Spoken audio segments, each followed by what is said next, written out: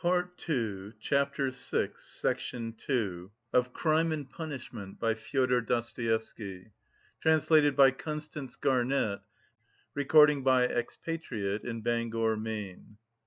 Part II, Chapter 6, Section 2. "All right, then. This is how I should behave," Raskolnikov began, again bringing his face close to Zametov's, again staring at him and speaking in a whisper, so that the latter positively shuddered. "This is what I should have done. I should have taken the money and jewels, I should have walked out of there and have gone straight to some deserted place with fences round it and scarcely anyone to be seen, some kitchen garden or place of that sort. I should have looked out beforehand some stone weighing 100 weight or more which had been lying in the corner from the time the house was built. I would lift that stone, there would sure to be a hollow under it, and I would put the jewels and money in that hole. Then I'd roll the stone back, so that it would look as before, would press it down with my foot and walk away. And for a year or two, 3 maybe, I would not touch it. And well, they could search, there'd be no trace." "You are a madman," said Zametov, and for some reason he too spoke in a whisper and moved away from Raskolnikov, whose eyes were glittering. He had turned fearfully pale and his upper lip was twitching and quivering. He bent down as close as possible to Zametov and his lips began to move without uttering a word. This lasted for half a minute; he knew what he was doing, but could not restrain himself. The terrible word trembled on his lips, like the latch on that door.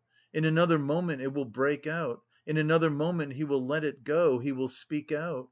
"And what if it was I who murdered the old woman and Lizaveta?" he said suddenly, and realised what he had done. Zametov looked wildly at him and turned white as the tablecloth. His face wore a contorted smile. "But is it possible?" he brought out faintly. Raskolnikov looked wrathfully at him. "Own up that you believed it. Yes, you did." "Not a bit of it. I believe it less than ever now," Zametov cried hastily. "I've caught my cock sparrow. So you did believe it before, if now you believe it less than ever." "Not at all," cried Zametov, obviously embarrassed. "Have you been frightening me so as to lead up to this?" "You don't believe it then? What were you talking about behind my back when I went out of the police office, and why did the explosive lieutenant question me after I fainted? Hey there!" he shouted to the waiter, getting up and taking his cap. "How much?" "30 kopecks," the latter replied, running up. "And here is 20 kopecks for vodka. See, what a lot of money!" He held out his shaking hand to Zametov with notes in it. "Red notes and blue, 25 roubles. Where did I get them? And where did my new clothes come from? You know I had not a kopeck. You've cross-examined my landlady, I'll be bound. Well, that's enough. Assez causé, till we meet again." And he went out, trembling all over from a sort of wild hysterical sensation, in which there was an element of insufferable rapture. Yet he was gloomy and terribly tired. His face was twisted as after a fit. His fatigue increased rapidly. Any shock, any irritating sensation stimulated and revived his energies at once, but his strength failed as quickly when the stimulus was removed. Zametov, left alone, sat for a long time in the same place, plunged in thought. Raskolnikov had unwittingly worked a revolution in his brain on a certain point and had made up his mind for him conclusively. "Ilya Petrovitch is a blockhead," he decided. Raskolnikov had hardly opened the door of the restaurant when he stumbled against Razumihin on the steps. They did not see each other till they almost knocked against each other. For a moment they stood, looking each other up and down.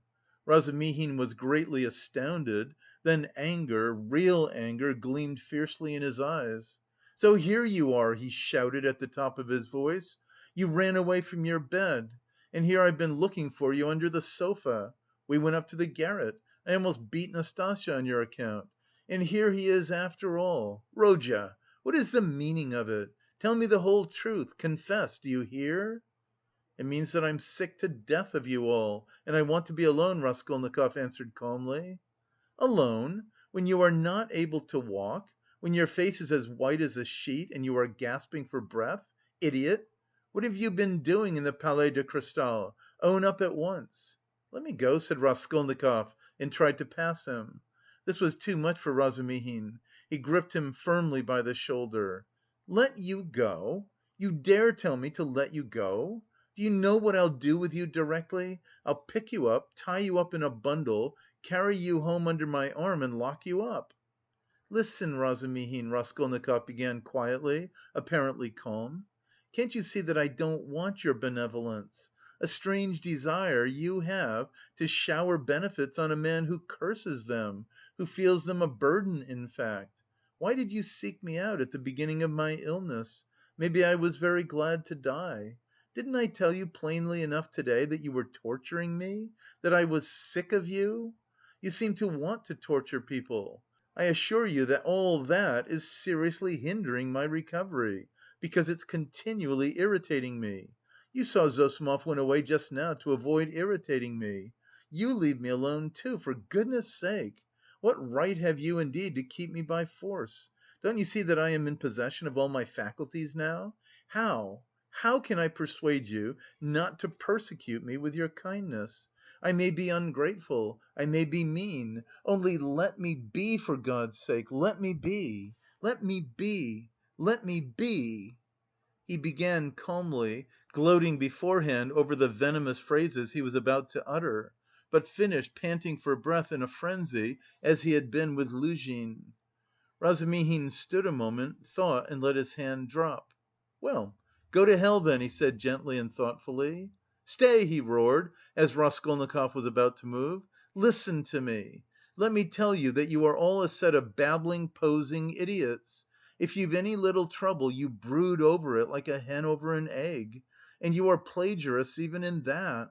There isn't a sign of independent life in you. You are made of spermaceti ointment and you've lymph in your veins instead of blood. I don't believe in any one of you. In any circumstances, the first thing for all of you is to be unlike a human being. Stop!" he cried with redoubled fury, noticing that Raskolnikov was again making a movement. "Hear me out! You know I'm having a house‐warming this evening. I dare say they've arrived by now, but I left my uncle there, I just ran in to receive the guests. And if you weren't a fool, a common fool, a perfect fool, if you were an original instead of a translation, you see, Rodya, I recognise you're a clever fellow, but you're a fool. And if you weren't a fool, you'd come round to me this evening, instead of wearing out your boots in the street. Since you've gone out, there's no help for it. I'd give you a snug easy chair, my landlady has one, a cup of tea, company, or you could lie on the sofa. Anyway, you would be with us. Zossimov will be there too. Will you come?" "No." "Rubbish!" Razumihin shouted out of patience. "How do you know? You can't answer for yourself. You don't know anything about it. Thousands of times I've fought tooth and nail with people and run back to them afterwards. One feels ashamed and goes back to a man. So remember, Potchinkov's house on the third storey." "Why, Mr. Razumihin, I do believe you'd let anybody beat you from sheer benevolence." "Beat? Whom? Me? I'd twist his nose off at the mere idea. Potchinkov's house, 47, Babushkin's flat." "I shall not come, Razumihin." Raskolnikov turned and walked away. "I bet you will," Razumihin shouted after him. "I refuse to know you if you don't. Stay, hey, is Zametov in there?" "Yes." "Did you see him?" "Yes." "Talk to him?" "Yes." "What about? Confound you, don't tell me then. Potchinkov's house, 47, Babushkin's flat, remember." Raskolnikov walked on and turned the corner into Sadovy Street. Razumihin looked after him thoughtfully. Then with a wave of his hand he went into the house, but stopped short on the stairs. "Confound it!" he went on almost aloud. He talked sensibly, but yet... I am a fool! As if madmen didn't talk sensibly! And this was just what Zossimov seemed afraid of. He struck his finger on his forehead. "What if... how could I let him go off alone? He may drown himself. Ach, what a blunder! I can't." And he ran back to overtake Raskolnikov, but there was no trace of him. With a curse he returned with rapid steps to the Palais de Cristal to question Zametov. Raskolnikov walked straight to X bridge, stood in the middle, and leaning both elbows on the rail, stared into the distance. On parting with Razumihin, he felt so much weaker that he could scarcely reach this place. He longed to sit or lie down somewhere in the street. Bending over the water, he gazed mechanically at the last pink flush of the sunset, at the row of houses growing dark in the gathering twilight, at one distant attic window on the left bank, flashing as though on fire in the last rays of the setting sun, at the darkening water of the canal, and the water seemed to catch his attention. At last, red circles flashed before his eyes, the houses seemed moving, the passers-by, the canal banks, the carriages all danced before his eyes. Suddenly he started, saved again perhaps from swooning, by an uncanny and hideous sight. He became aware of someone standing on the right side of him. He looked and saw a tall woman with a kerchief on her head, with a long, yellow, wasted face and red sunken eyes. She was looking straight at him, but obviously she saw nothing and recognised no one. Suddenly she leaned her right hand on the parapet, lifted her right leg over the railing, then her left and threw herself into the canal. The filthy water parted and swallowed up its victim for a moment, but an instant later the drowning woman floated to the surface, moving slowly with the current, her head and legs in the water, her skirt inflated like a balloon over her back. "A woman drowning! A woman drowning!" shouted dozens of voices. People ran up. Both banks were thronged with spectators. On the bridge people crowded about Raskolnikov, pressing up behind him. "Mercy on us! It's our Afrosinya!" a woman cried tearfully close by. "Mercy! Save her! Kind people, pull her out!" "A boat! A boat!" was shouted in the crowd. But there was no need of a boat. A policeman ran down the steps to the canal, threw off his greatcoat and his boots and rushed into the water. It was easy to reach her. She floated within a couple of yards from the steps. He caught hold of her clothes with his right hand and with his left seized a pole which a comrade held out to him. The drowning woman was pulled out at once. They laid her on the granite pavement of the embankment. She soon recovered consciousness, raised her head, sat up and began sneezing and coughing, stupidly wiping her wet dress with her hands. She said nothing. "She's drunk herself out of her senses," the same woman's voice wailed at her side. "Out of her senses! The other day she tried to hang herself, we cut her down. I ran out to the shop just now, left my little girl to look after her, and here she's in trouble again.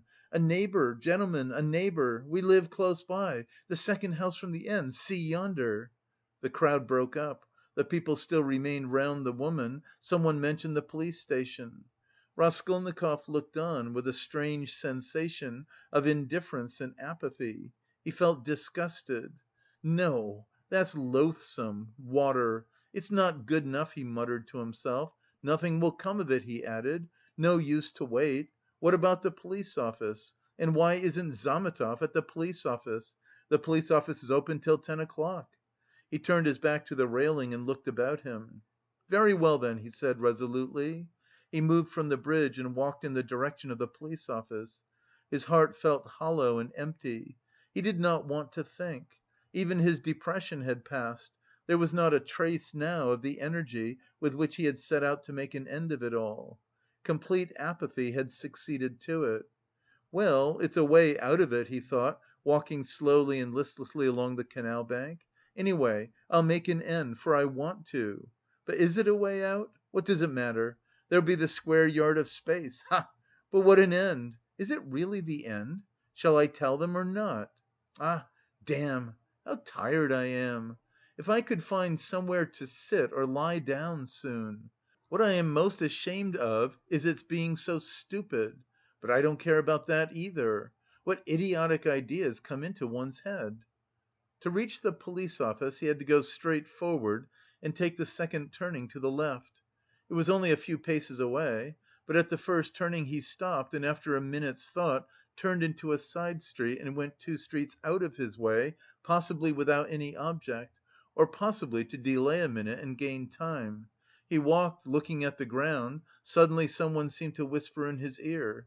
He lifted his head and saw that he was standing at the very gate of the house. He had not passed it, he had not been near it since that evening. An overwhelming, unaccountable prompting drew him on. He went into the house, passed through the gateway, then into the first entrance on the right. and began mounting the familiar staircase to the fourth storey. The narrow, steep staircase was very dark. He stopped at each landing and looked round him with curiosity. On the first landing the framework of the window had been taken out. That wasn't so then, he thought. Here was the flat on the second storey where Nikolay and Dmitri had been working. It's shut up and the door newly painted, so it's to let. Then the third storey and the fourth. Here. He was perplexed to find the door of the flat wide open. There were men there, he could hear voices; he had not expected that. After brief hesitation he mounted the last stairs and went into the flat. It, too, was being done up; there were workmen in it. This seemed to amaze him. He somehow fancied that he would find everything as he left it, even, perhaps, the corpses in the same places on the floor. And now bare walls, no furniture; it seemed strange. He walked to the window and sat down on the window sill. There were two workmen, both young fellows, but one much younger than the other. They were papering the walls with a new white paper covered with lilac flowers, instead of the old dirty yellow one. Raskolnikov for some reason felt horribly annoyed by this. He looked at the new paper with dislike, as though he felt sorry to have it all so changed. The workmen had obviously stayed beyond their time, and now they were hurriedly rolling up their paper and getting ready to go home. They took no notice of Raskolnikov's coming in; they were talking. Raskolnikov folded his arms and listened. "She comes to me in the morning," said the elder to the younger, "very early, all dressed up. 'Why are you preening and prinking?' says I. 'I am ready to do anything to please you, Tit Vassilitch.' That's a way of going on! And she dressed up a regular fashion book." "And what is a fashion book?" the younger one asked. He obviously regarded the other as an authority. "A fashion book is a lot of pictures, coloured, and they come to the tailor's here every Saturday, by post from abroad, to show folks how to dress, the male sex as well as the female. They're pictures. The gentlemen are generally wearing fur coats, and as for the ladies' fluffles, they're beyond anything you can fancy." "Oh, there's nothing you can't find in Petersburg!" the younger cried enthusiastically. "Except father and mother, there's everything." "Except them, there's everything to be found, my boy," the elder declared sententiously. Raskolnikov got up and walked into the other room, where the strong box, the bed and the chest of drawers had been. The room seemed to him very tiny without furniture in it. The paper was the same. The paper in the corner showed where the case of ikons had stood. He looked at it and went to the window. The elder workman looked at him askance. "What do you want?" he asked suddenly. Instead of answering, Raskolnikov went into the passage and pulled the bell. The same cracked note. He rang it a second and a third time. He listened and remembered. The hideous and agonisingly fearful sensation he had felt then began to come back more and more vividly. He shuddered at every ring, and it gave him more and more satisfaction. "Well, what do you want? Who are you?" the workman shouted, going out to him. Raskolnikov went inside again. "I want to take a flat," he said. "I am looking round." "It's not the time to look at rooms at night. And you ought to come up with the porter." "The floors have been washed, will they be painted?" Raskolnikov went on. "Is there no blood?" "What blood?" "Why, the old woman and her sister were murdered here. There was a perfect pool there." "But who are you?" the workman cried, uneasy. "Who am I?" "Yes." "You want to know? Come to the police station, I'll tell you." The workman looked at him in amazement. "It's time for us to go, we are late. Come along, Alyoshka, we must lock up," said the elder workman. "Very well, come along," said Raskolnikov indifferently, and going out first, he went slowly downstairs. "Hey, porter!" he cried in the gateway. At the entrance several people were standing, staring at the passers-by: the two porters, a peasant woman, a man in a long coat and a few others. Raskolnikov went straight up to them. "What do you want?" asked one of the porters. "Have you been to the police office?" "I've just been there. What do you want?" "Is it open?" "Of course." "Is the assistant there?" "He was there for a time. What do you want?" Raskolnikov made no reply, but stood beside them lost in thought. "He's been to look at the flat," said the elder workman, coming forward. "Which flat?" "Where we are at work. 'Why have you washed away the blood?' says he. 'There has been a murder here,' says he, 'and I've come to take it.' and he began ringing at the bell, all but broke it. 'Come to the police station,' says he. 'I'll tell you everything there.' He wouldn't leave us." The porter looked at Raskolnikov, frowning and perplexed. "Who are you?" he shouted as impressively as he could. "I am Rodion Romanovitch Raskolnikov, formerly a student. I live in Shil's house, not far from here, flat number 14. Ask the porter. He knows me." Raskolnikov said all this in a lazy, dreamy voice, not turning round, but looking intently into the darkening street. "Why have you been to the flat?" "To look at it." "What is there to look at?" "Take him straight to the police station," the man in the long coat jerked in abruptly. Raskolnikov looked intently at him over his shoulder and said in the same slow, lazy tones: "Come along." "Yes, take him," the man went on more confidently. "Why was he going into that? What's in his mind, eh?" "He's not drunk, but God knows what's the matter with him," muttered the workman. "But what do you want?" the porter shouted again, beginning to get angry in earnest. "Why are you hanging about?" "You funk the police station then?" said Raskolnikov jeeringly.